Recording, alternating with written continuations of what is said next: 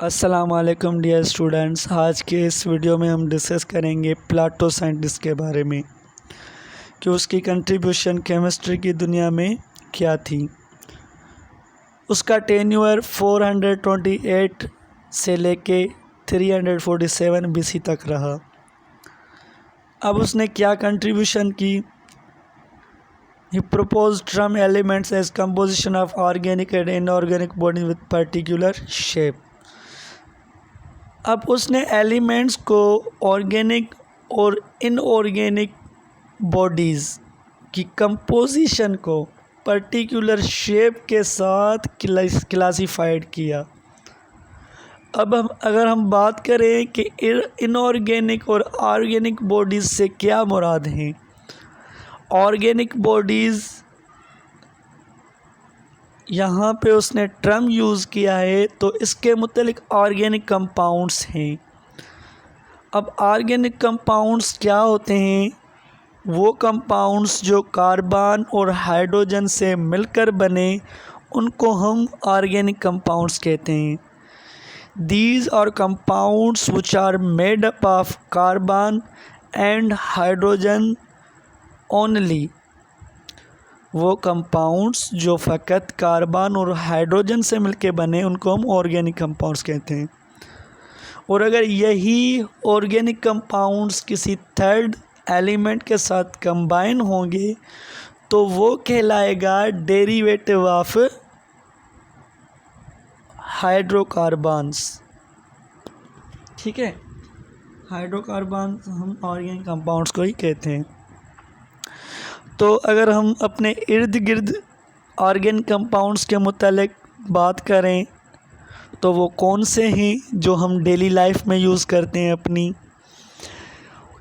Natural gas जो cooking के लिए इस्तेमाल की जाती है वो ऑर्गेनिक कंपाउंड है क्योंकि वो कार्बन और हाइड्रोजन से मिलकर बनती है। हमारे बॉडी में जो बायोलॉजिकल मॉलिक्यूल्स हैं जैसे कार्बोहाइड्रेट्स हो गया, प्रोटीन हो गया, लिपिड्स हो गए, ये भी ऑर्गेनिक कंपाउंड्स है क्योंकि वो कार्बन और हाइड्रोजन से मिलके बने हुए हैं। और हम अगर inorganic bodies means inorganic compounds की बात करें तो इन्हीं ऑर्गेनिक कंपाउंड्स को छोड़ के जितने भी कंपाउंड्स हैं वो इनऑर्गेनिक कंपाउंड्स हैं। Means these are compounds which are made up of all elements except hydrogen and carbon। यानी ऐसे कंपाउंड्स जो कार्बन और हाइड्रोजन के कॉम्बिनेशन को छोड़ के दूसरे एलिमेंट से बने हुए हो उनको हम इनऑर्गेनिक कंपाउंड्स कहते हैं। जैसे वाटर H2O उसका केमिकल फार्मूला है। अगर हम उसकी कंपोजिशन की बात करें तो हाइड्रोजन और ऑक्सीजन से मिलके बना हुआ है। इट मीन्स के वाटर में हाइड्रोजन तो है लेकिन कार्बन नहीं है, तो ये इनऑर्गेनिक कंपाउंड हो गया। हम साल्ट्स यूज़ करते हैं, नमक यूज़ करते हैं घर में। जो सोडियम क्लोराइड उसका केमिकल नाम है वो सोडियम और क्लोरीन से मिलके बना हुआ है, तो ये इनऑर्गेनिक कंपाउंड है। घर में हम ब्लीच यूज़ करते हैं, सफ़ेद कपड़ों पे दाग वगैरह लग जाता है उसको रिमूव करने के लिए जो ब्लीच यूज़ करते हैं बेसिकली वो क्लोरीन से बनी हुई होती है।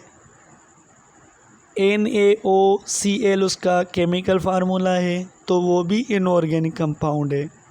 सोडियम हाइड्रोक्साइड जो कि स्ट्रॉन्ग बेस है वो भी इनऑर्गेनिक कंपाउंड है क्योंकि इसमें कार्बन और हाइड्रोजन का कॉम्बिनेशन नहीं है।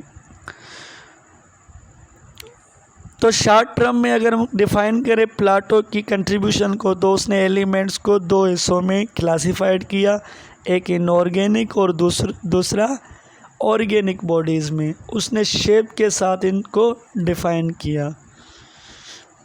Thank you very much. I hope कि आपको ये लेक्चर समझ आया होगा।